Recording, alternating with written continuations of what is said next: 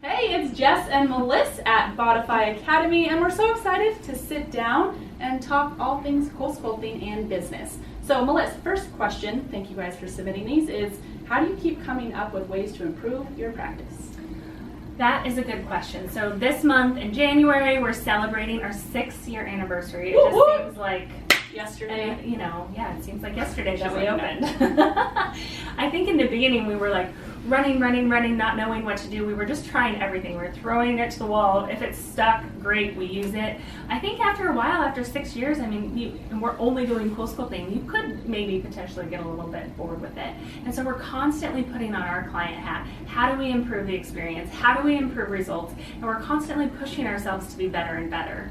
And I think something else that's really important for us is we're connected to ourselves, our team, and also our clients, and we're talking to them about other experiences they have, whether it's with a medical provider or a med spa or a restaurant, because sometimes you get the best ideas from the experiences you have outside of your four walls, and you can say, holy mac, I want to bring that back in. So it's interesting because I'm not usually someone who likes to subscribe to text messages, etc., but I'm always doing that whenever I interact with another business because I love to see what they're doing, and if it's good, I'm stealing it, and if it's bad, I'm telling my team, don't you dare do that. Good answer, JJ. Thanks. All right. Ooh, this is an interesting question. What and how do you pay your CoolSculpting technicians? $1 million an hour. That's it? So I think that question is obviously a loaded question, and I think it can really depend on where you live, cost of living, what credentials are needed for a CoolSculpting technician within your practice. But something that is important for us to share is that we do a team commission. And let's talk to the viewers about why we really feel it's important to do a team commission versus individual commissions.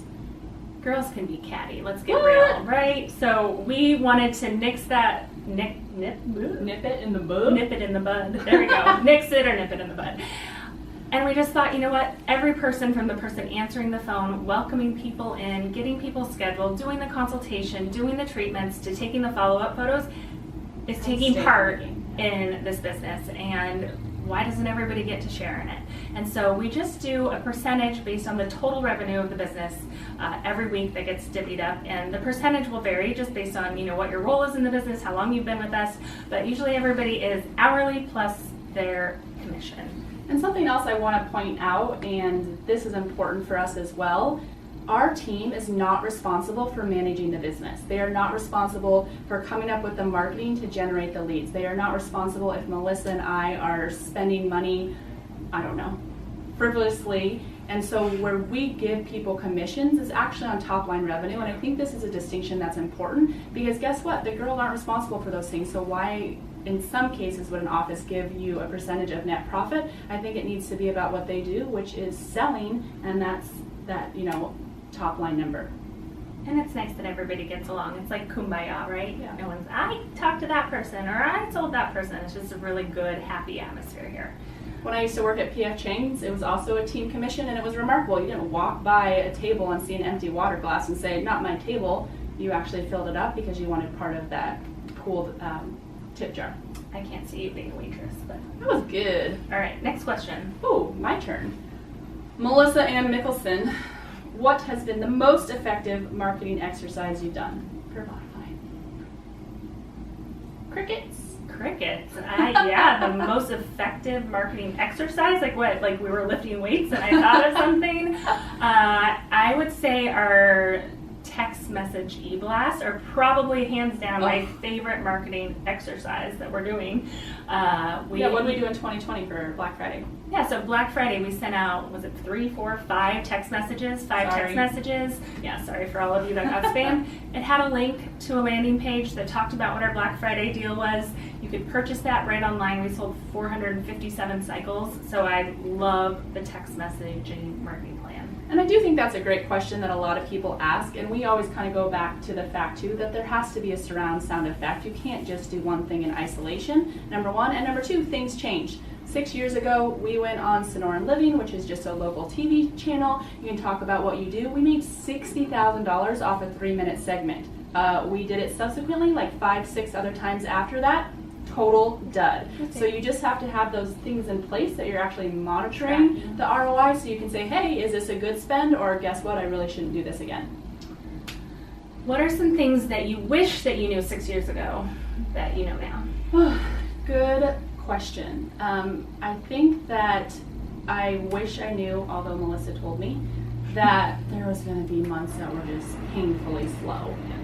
Super, super seasonal with CoolSculpting, especially in Arizona. I tend to be not so awesome or nice sometimes when it's slow, and every year I still, have to brace myself for those months where we know, guess what, it's just not going to be busy, but we really reframe that to regroup, get through some other things that we haven't been able to get through during marketing season or during crazy season, and hit the ground running. What about for you, Melissa? I wish I would have known not to oversell CoolSculpting. I had been doing CoolSculpting for 4 years prior to that, but I never brought people back for follow-ups. At Bodify, we... What? Yeah, I know, right? We have a guarantee. We have our beautiful results promise, so every single person's coming back, and, in the beginning in the consult, you're wanting to show your best and favorite results, and not everybody responds like that. And so knowing now to really tone down and undersell what CoolSculpting to do, that way when they come back in for their follow-ups, we really over-deliver. That to any new CoolSculpting practice would be a big learning lesson. Yeah. Perfect. So Melissa, of all the Bodify Academy services that are offered, so many wonderful services, which do you think are the best or the best in order to get the best ROI? I would say a site visit, whether it's virtual or in person. Not everybody can get here right now with COVID, but sending your staff, or you come in for the day, you shadow with our team, you see everything soup to nuts. We go over marketing, we go over lead, gen and follow-up. We go over our funnel, we go over, treatments, photography, follow-ups. We sit in on consultations. People that leave here are jazzed. They are excited to get back into their business, and they flourish.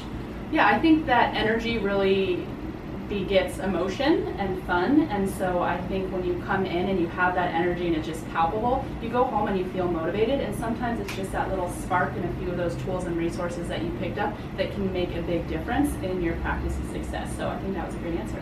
I also really love our before and after photos. A lot of people have crap before and after photos or no before and after photos, and selling in your consult using those. So our before and after bundle, which will soon become a before, during, and after bundle, so stay on the lookout for that one. All right, last question. What is the most common mistake practices make that hurt themselves when starting out? Division of focus, trying to be everything for everyone. We chose to be CoolSculpting only for a plethora of reasons, and maybe it was a silly and accidental mistake, but it ended up probably being the best thing that we decided to do, because we just had laser focus and we could really intentionally hone the craft and do everything that we needed to do to make it an exceptional experience and wildly successful. Anything to add? No, I agree with you. I think it's just, making CoolSculpting a business within a business. If you don't do that, you're never going to spend the time, energy, effort that CoolSculpting needs to be a rocket ship for you. So, and I know that we're always super cool on video, but we did have one question that says, "You guys fight?" Oh, really? And what's it about? What do we fight about? P.S. She told me to disconsole my mouth though the other day because she was sick of me talking. This girl wakes up and has so much energy, and she's like, just shut it down a little bit. Yellow submarine time. Yeah, we fight. I mean, there's times when we get annoyed with each other, and she has a way that she wants it done, and I have another way and a better idea. And so, yeah, there are moments, and it's not my proudest moments when we fight with each other, but I think we always make up. Yeah, of course. I think it's the art of not having an ego and letting go. Melissa has her skill sets. I need to let her be in her sandbox and not cross that line. And likewise, and something else I'm personally learning is when she doesn't have the skill set that I have, she's probably not the person I should go to see if she likes what I'm doing, because then I just get annoyed with her. And that was a big aha for me. It's like, no, go to someone who knows what you're talking about so you don't get frustrated. She's had to go to a lot of therapy because of our relationship. She has a lot of tools in her toolbox. No, but we had the best time ever. We travel together, we work together, we talk on the phone while we're walking our dogs together. So it's good stuff. Good 6 years, right? Awesome. Yep. Well, we'll see you all on the flip side.